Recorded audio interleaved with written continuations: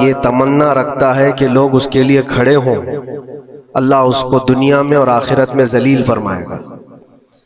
ہمیں یہ ہرگز تمنا نہیں ہونی چاہیے کہ ہمارے لیے لوگ کھڑے ہوں، اور اللہ کی عبادت کے لیے آئے ہیں اور ہمارا سر یہاں پر صرف اللہ کی بارگاہ میں جھکنا ہے۔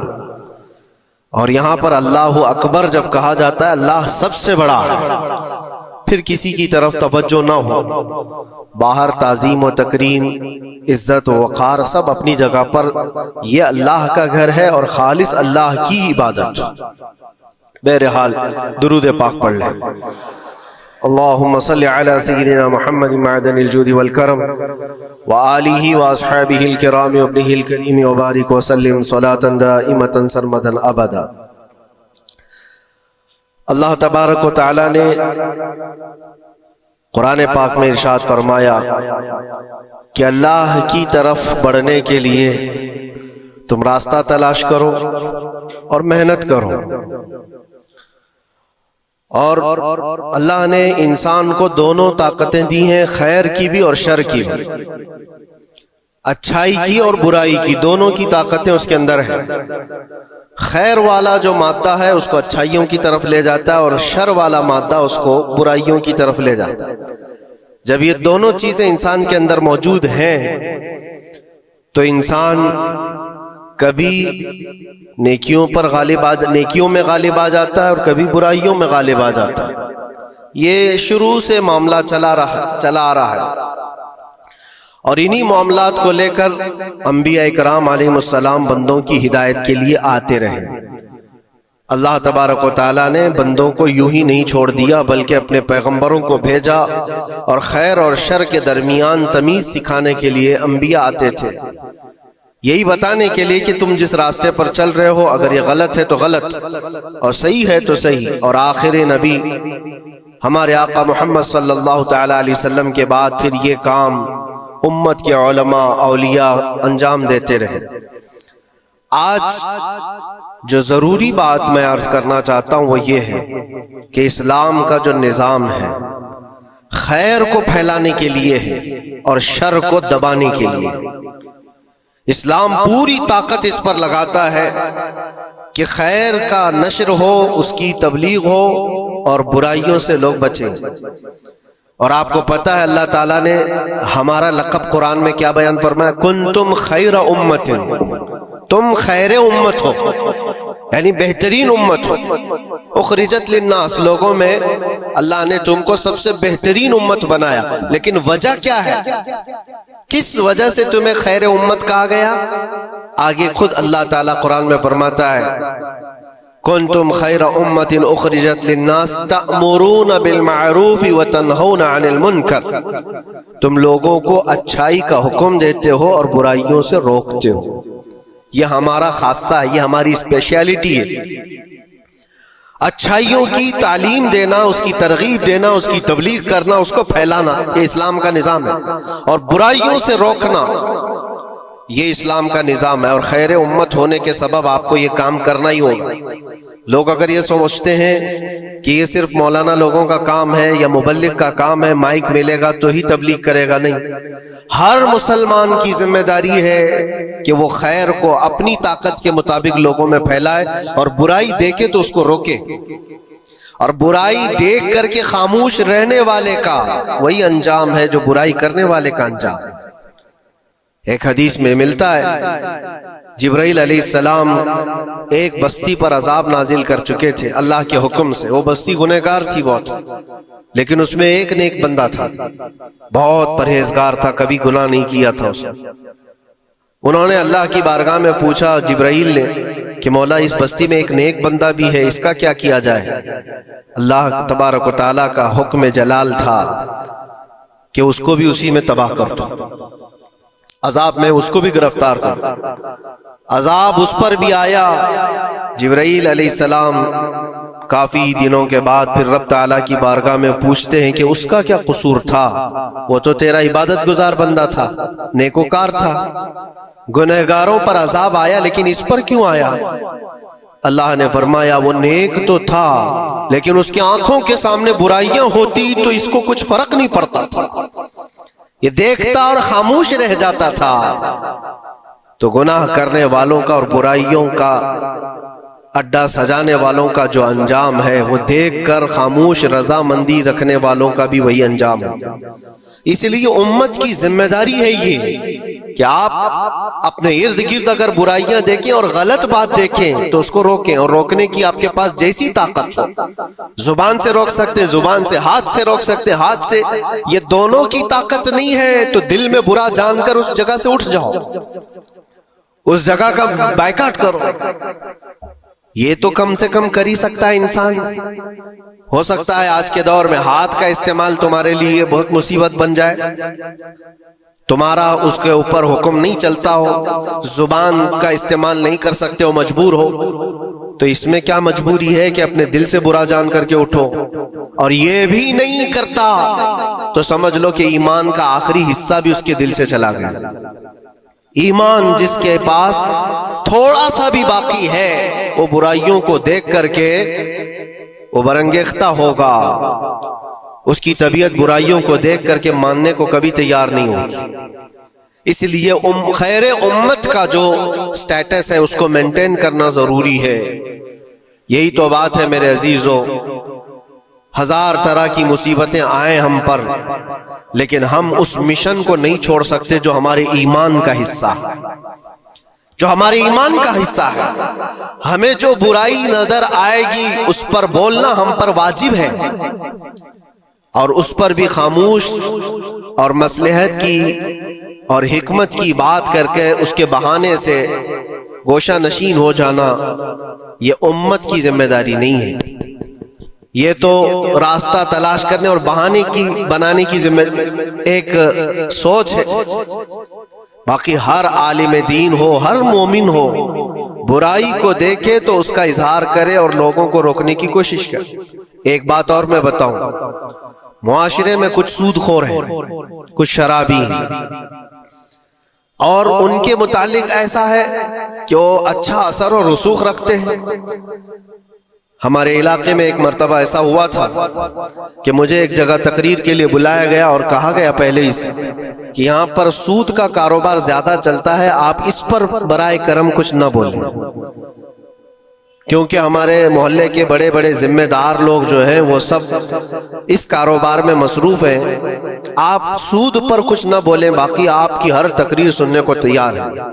میں نے اس دن قسم کھا لی، پورا 1 گھنٹہ سود پر ہی میں نے بیان کیا۔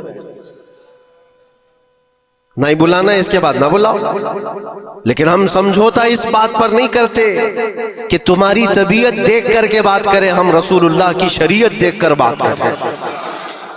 ایک عالم دین کا یہ حق ہے کہ وہ برائی کو دیکھے تو اس کا اظہار کر کے منع کرے۔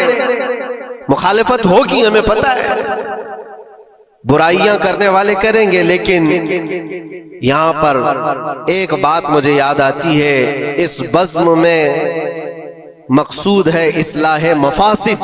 نشتر جو لگاتا ہے وہ دشمن نہیں ہوتا۔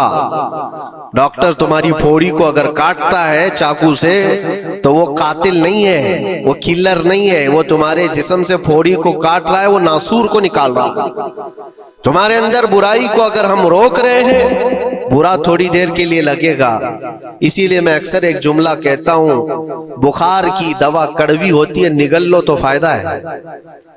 ظاہر سی بات ہے تمہارے اندر کچھ برائیاں ہیں، اگر ہم نے اس کو کہا، انگلی رکھی، تو ہو سکتا ہے آپ ہم کو علماء کی فہرست سے ہی ہٹا دیں گے، وہ کہیں گے یہ مولانا ہی نہیں ہے، یہ عالم ہی نہیں ہے، کیونکہ طبیعت جلدی کسی کو ایکسپٹ نہیں کرتی۔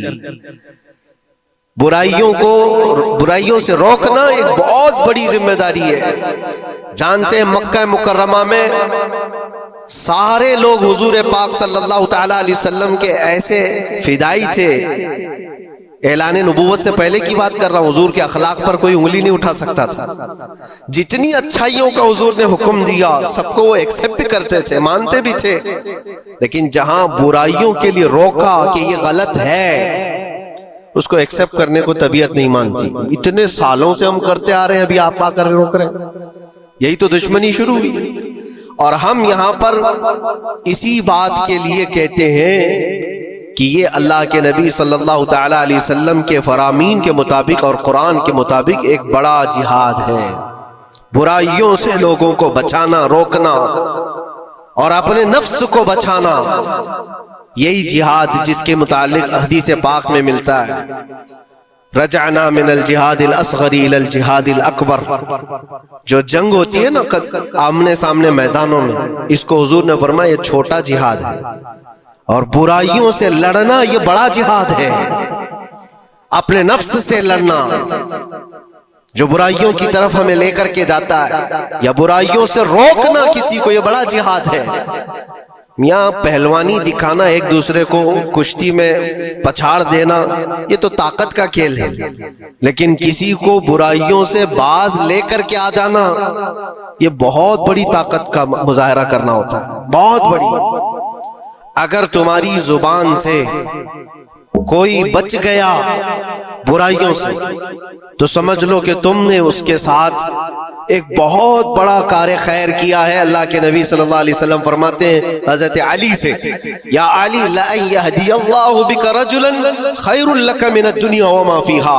اے علی، تمہارے ذریعے سے اگر ایک آدمی بھی سیدھے راستے پر آیا تو پوری دنیا کمانے سے بہتر ہے، تمہارے پوری دنیا سے بہتر ہے۔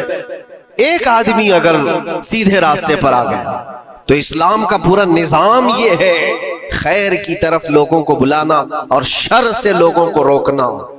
اور یہ ذمہ داری اگر قوم بھولتی چلی جائے گی تو یہ قیامت کی نشانیوں میں سے یہ بھی ہے۔ حضور پاک صلی اللہ تعالی علیہ وسلم نے ارشاد فرمایا، لوگ اچھائیوں کا حکم دینا چھوڑ چکے ہوں گے، برائیوں سے روکنا بند کر چکے ہوں گے، حتیٰ کہ ان کے آنکھوں کے سامنے راستوں پر زنا ایسے ہوگا جیسے گدھے جوڑا کھاتے ہیں، جانور زنا کرتے ہیں، اس طرح سے انسان ان کے آنکھوں کے سامنے کیا کریں گے اور یہ کچھ نہیں کہیں گے۔ یہ طبیعت آتی جائے گی تو یہ قیامت کی نشانیوں میں سے۔ آج یہی حالات تو ہے، لوگ یہ کہتے ہیں کہ ان کا مسئلہ ان کے ساتھ، ہم کیا کہیں ان کے لیے؟ نہیں میرے عزیز، میں جو بات کہہ رہا تھا وہ بیچ میں رک گئی۔ معاشرے میں کبھی سود خور ہوتے، شرابی ہوتے، بہت سارے ہیں، اور غلط کاموں میں وہ ملوث ہیں۔ کیا چیز ہے ان کو توبہ کرنے پر، وہ واپس آنے پر مجبور نہیں کر رہی ہے؟ کون سی چیز ہے جو ان کو ان کے گناہ پر بڑھاوا دے رہی ہے؟ کیا چیز ہے؟ کبھی آپ نے سوچا؟ وہ چیز یہی ہے ہم سب کی۔ معاشرے میں اگر وہ غلط تھا تو ہم نے اس کے ساتھ دوستی ویسی ہی بنائی رکھی جیسے پہلے تھی، اس کو احساس ہونے ہی نہیں دیا کہ تو نے غلط کیا ہے یا غلط کر رہا ہے۔ اس کا ملنا جلنا اٹھنا بیٹھنا سب اچھے لوگوں کے ساتھ ویسے ہی چل رہا ہے، امام صاحب بھی مل رہے ہیں، اس کو سارا ریسپیکٹ ویسے ہی مل رہا ہے، تو وہ یہی سمجھتا ہے میں جو کچھ کر رہا ہوں اچھا کر رہا ہوں۔ اور اگر قوم کی تمام ذمہ دار لوگوں نے ایک بات یہ طے کیا کہ تو یہ غلط کاموں میں ہے، ہم آج سے تیرے ساتھ کوئی تعلق نہیں رکھیں گے، کبھی تیرے ساتھ کسی دعوت میں نہ آئیں گے نہ بلائیں گے۔ اس سے ہوتا کیا ہے؟ لوگوں کو ایسا لگتا ہے کہ ہم بائیکاٹ کا کوئی مشن چلا رہے، نہیں، اس سے اس کو احساس ہوتا ہے کہ میں مجلس میں بیٹھنے کے لائق نہیں ہوں، میں توبہ کر لوں تاکہ بیٹھنے کے لائق بن سکوں، ان برائیوں سے باز آ جاؤں۔ اور تمہارے ملن جلن کی وجہ سے یہ سارے آج لوگ پہلے چھپ کر کے کرتے تھے، آج اوپنلی یہ سارے کام کرنے لگے۔ لوگ جو ہے پہلے ڈرتے تھے کہ قوم میں لوگوں کو پتا چل جائے میرا دھندا کیا ہے تو پتہ نہیں میرے ساتھ لوگ کیسا سلوک کریں گے۔ آج وہ نڈر ہے، شیر ہے، کچھ نہیں ہوتا۔ آج لوگ جس کے پاس پیسہ زیادہ ہے اس کی عزت کرتے ہیں، اس کے ساتھ سانٹ گانٹ ویسی ہوتی ہے، سب اچھے لوگ بھی اس کے ہاں آتے ہیں جاتے ہیں، سب ہوتا ہے۔ عزیزان گرامی وقار، برائیوں سے روکنے کا نظام جو ہمارا ختم ہوتا جا رہا ہے، یہ قیامت کی بڑی نشانیوں میں سے۔ آج آپ کی اور ہماری ذمہ داری اتنی تو ہے کہ ان محفلوں سے اپنے آپ کو دور کر لو جہاں یہ سارے کام ہو رہے ہیں۔ غلط جو بھی ہے اس کو تمہارا دماغ خود ہی پہچانتا ہے غلط کیا ہے۔ اللہ تعالیٰ نے اتنی ہدایت ہر بندے کو عطا کی، ہر بندے کو۔ اللہ نے قرآن میں فرمایا أَلَمْ نَجْعَلْ لَهُ عَيْنَيْنِ وَلِسَانًا وَشَفَتَيْنِ وَهَدَيْنَاهُ النَّجْدَيْنِ، ہم نے دو چیزیں ایسی نہیں دی ہیں تمہیں جو خیر اور شر کو پہچانتی ہیں۔ ہر انسان، آپ کو کسی نے بتایا نہیں کہ آگ گرم ہوتی ہے بچپن سے، بتایا نہیں جاتا ہے انسان اپنی خود تجربات سے یا دیکھ دیکھ کر کے سمجھتا ہے، وہ آگ میں ہاتھ ڈالتا نہیں ہے۔ کیا اس کی کوئی ٹریننگ دی گئی ہے بچپن سے کہ آگ میں ہاتھ ڈالنا نہیں چاہیے؟ تمہاری طبیعت نے خود ہی فیصلہ کیا ہے کہ یہ جلاتی ہے چیز، یہ گرم ہے، یہ نقصان دہ ہے۔ تو یہ ہدایت اللہ نے ہر بندے کو عطا کی ہے۔ کیا آپ نے اپنے بچوں کو یا آپ کو کسی نے بچپن سے سکھایا ہے کہ جو گندگی ہے، جو غلاظت ہے، پخانا ہو، گوبر ہو، یہ نہیں کھایا جاتا؟ یہ چیزیں سکھائی نہیں جاتی، انسان کی طبیعت میں ہے کہ اس کو ایکسپٹ نہیں کرتی طبیعت، دماغ خود ہی کہتا ہے یہ گندی ہے، یہ بری ہے۔ تو اتنی ہدایت تو اللہ کی طرف سے ہے خیر اور شر کو پہچاننے کی، اور کچھ ایسی باریکیاں ہیں جس کو علماء بیان کرتے ہیں یہ برا ہے اور یہ اچھا ہے۔ عزیزان گرامی وقار، آج امت کی یہ بہت بڑی ذمہ داری ہے جس کو فراموش کیا جا رہا ہے۔ اس ذمہ داری کو ایسا نہیں ہے کہ صرف علماء نبھائیں گے، عوام الناس کو بھی اس ذمہ داری پر آنا چاہیے۔ آواز ہر برائی کے خلاف اٹھاؤ، اور یہاں تک کہ اس پر اگر تمہاری موت بھی آتی ہے تو وہ شہادت کی موت ہے، وہ شہادت کی موت ہے۔ برائیوں سے روکتے ہوئے اگر کوئی قتل ہو گیا یا اگر کوئی دنیا سے انتقال کر گیا تو اس کی موت کو شہادت کی موت قرار دیا گیا ہے۔ یہاں تک کہ ایک حدیث میں یہ بھی ملتا ہے کہ کوئی بندہ حضور پاک صلی اللہ تعالی علیہ وسلم کے بتائے ہوئے تعلیمات کو لوگوں تک پہنچانے کا سفر کر رہا تھا، لوگوں کو اچھائیوں کا حکم دینے کا سفر کر رہا تھا، برائیوں سے روکنے کا سفر کر رہا تھا، اس دوران اس کا انتقال ہو گیا تو حضور فرماتے ہیں اس کا درجہ نبیوں اور شہیدوں کے بیچ میں ہوگا قیامت کے دن، اس کو درمیانی حصے میں رکھا جائے گا نبیوں اور شہیدوں کے بیچ میں، کیونکہ ایک بہت بڑی ذمہ داری اٹھا کر چل رہا ہے، بہت بڑی ذمہ داری۔ اب یہ ضروری نہیں آج مجھے یہ مائک ملا یا کوئی بہت بڑا پلیٹ فارم ملا جو مجھے لوگ سن رہے ہیں، ہماری ذمہ داری بڑی ہے۔ آپ کو آپ کے گھر کے بچے سن رہے ہیں، آپ کسی جگہ پر مینیجر ہیں تو آپ کے ماتحت رہنے والے جو کام کرنے والے ہیں وہ آپ کو سن رہے ہیں۔ کلکم مسئول عن رعیتہ، یہ حدیث پاک میں ہے، تم میں سے ہر کوئی ذمہ دار ہے اپنے ماتحت رہنے والوں کا، تو ان کو روکنا تمہاری ذمہ داری ہے۔ اگر پوری دنیا کو نہیں روک سکتے، پورے محلے کو نہیں روک سکتے، اپنے ماتحت رہنے والوں کو تو روک سکتے ہو، اپنی اولاد کو، اپنے آس پاس والوں کو جو تمہاری بات ایکسپٹ کر سکتے ہیں ان کو تو روکو، ان کو برائیوں سے روکنا یہ تمہاری ذمہ داری ہے۔ معاشرے کا نظام جو آج ڈس بیلنس ہے اس کی ایک بڑی وجہ یہ ہے کہ ہم نے اس ذمہ داری کو چھوڑ دیا ہے۔ ہوتا کیا ہے میں آپ کو بتاؤں، کچھ گھروں سے ہمیں یہ شکایت ملی، بچے ایسے ہو گئے ویسے ہو گئے، ماں کو الٹا کہہ رہے ہیں، باپ کو گالیاں دے رہے ہیں، آج یہ اپنی مرضی کی چلا رہے ہیں، فلاں ہیں وہ ہے۔ کب تمہیں یہ ہوش آ رہا ہے؟ جب وہ 20-25 سال کے ہو گئے، 20-25 سال سے تم صرف اور صرف ان کو واچ کرتے رہے، دیکھتے رہے، اور جب بگاڑ آ گئی تب آپ کو خیال آیا کہ یہ بگڑے ہوئے ہیں۔ ایسا ہے میرے عزیزو، آپ نے اپنی ذمہ داری کا احساس کرنا ہے اس وقت سے جب بچہ ہوش کے آنکھ کھول رہا ہے، اور ہر زمانے میں اس کے ساتھ آپ اچھائی کا حکم دینا اور برائی سے روکنا یہ انتظام کرتے رہو۔ یہ مت سوچو میرا بچہ بہت اچھا ہے، کبھی آنکھ اٹھا کر کے نہیں دیکھتا کسی تو اچھا ہے، لیکن اس کو اچھے کو بھی نصیحت کی ضرورت ہے، انسان کی طبیعت ہے۔ میں آپ کو بتاؤں اس کائنات میں سب سے اچھے لوگ کون تھے؟ سب سے اچھے وہ رسول اللہ کے صحابہ، ان سے اچھے کوئی ہیں؟ اور یہ ملتا ہے، بزرگوں نے فرمایا قیامت تک جو سب سے اچھے پیدا ہونے والے تھے اللہ نے ان کو چن کر کے رسول اللہ کا صحابی بنایا، سب سے اچھے لوگ تھے وہ، سب سے اچھے، لیکن ان سب سے اچھے لوگوں کو بھی رسول پاک صلی اللہ علیہ وسلم 8 دن سے زیادہ گیپ نہیں دیتے تھے، ان کو نصیحت کرتے رہتے۔ جو دنیا کے سب سے اچھے لوگ ہیں ان کو نصیحت کی ضرورت ہے، تو اس بگڑے ہوئے دور میں ہم سب کو کتنی ضرورت ہے، وہ صرف آپ کو نہیں مجھے بھی ضرورت ہے۔ ہم بھی ڈھونڈنے کے لیے نکلتے ہیں کسی مشائخ کے پاس، بیٹھے وہاں پر ان کی نصیحتیں ہمارے دل پر اثر کریں، عزیزان گرامی وقار، اس ذمہ داری سے آپ کبھی اپنے آپ کو سبکدوش مت کرنا، 8 دن کے لیے بھی نہیں۔ اپنے ماتحت جو ہے کوئی نہ کوئی چیزیں ان کو اچھائیوں کا حکم دیتے رہے۔ اس کا اثر یہ ہوگا کہ اللہ کی بارگاہ میں کل آپ کی پکڑ نہیں ہوگی، آپ نے اپنی ذمہ داری پوری کی، ورنہ قیامت کے دن یہ تمہارے نیچے رہنے والے خود تمہارے خلاف مقدمہ کریں گے۔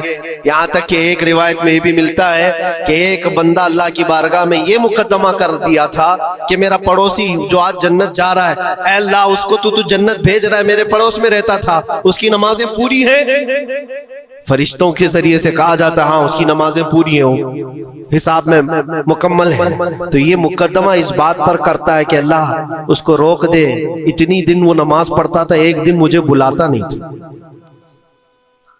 خود اپنی نمازیں تو پوری کر لیا لیکن مجھے ایک دن نہیں بلایا، میں آج جہنم میں جا رہا ہوں۔ تو اسے روک کر کے پوچھا جائے گا کیا تیری یہ ذمہ داری نہیں تھی کہ تیرا پڑوسی تھا، تیری عزت کرتا تھا، تیرے ماتحت تھا، تو ایک دن بھی تو نے خیر کی طرف اس کو نہیں بلایا؟ یہ ذمہ داری آپ سوچو، ہم سب کی یہ ذمہ داری ہے اپنے ماتحت رہنے والوں کے لیے۔ اللہ تبارک و تعالی ہمارے اس نظام کو جو صحابہ اکرام رضوان اللہ تعالی علیہم اجمعین نے قائم فرمایا تھا، حضور پاک کی تعلیمات سے واپس پھر سے وہ زندہ ہو جائے۔ عزیزان